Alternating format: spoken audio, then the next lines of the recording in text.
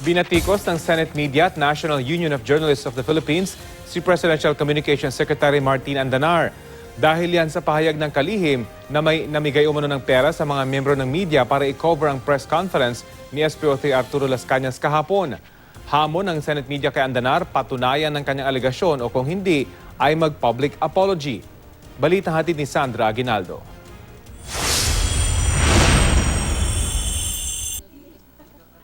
Sa isang panayam, sinabi ni Presidential Communications Secretary Martin Andanar na may natanggap siyang ulat na may inialok umanong aabot sa 1,000 dolyar o halos 50,000 piso para i-cover ang press conference ni SPO3 Arturo Las Cañas.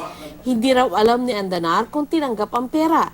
Hindi rin daw niya masabi kung galing ito kay Senador Antonio Trillanes IV. Ang sinabi lang daw ng kanyang source, may perang umiikot.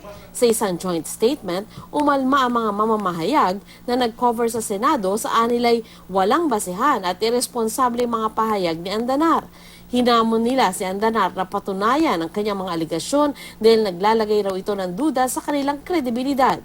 Kung hindi raw mapapatunayan ni Andanar ang kanyang aligasyon, dapat daw mag-public apology ang kalihim dahil sa pagpapakalat ng pekeng balita na hindi raw tama para sa taong nagmula sa industriya ng media. Umalma rin ang National Union of Journalists of the Philippines o NUJP sa pahayag ni Andanar. Kung hindi raw mapapatunayan ng kalihim ang kanyang aligasyon ay manahimik na lang daw siya o hindi kaya ay magbitiw na lang siya. Anila, inililihis lang daw ni Andanar ang atensyon mula sa totoong issue. Sinubukan ng GMA News na makapanayam si Andanar ngunit tumanggi siya.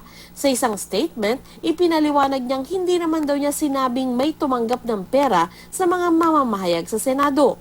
Bilang isang dating mamamahayag, nirerespeto raw niya ang mga dati niyang kasamahan sa media.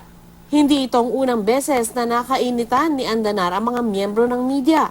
Noong isang buwan lang, tinawag niyang irresponsable ang mga mamamahayag dahil sa mali umanong pagbabalita tungkol sa mga pahayag ni Pangulong Duterte tungkol sa martial law.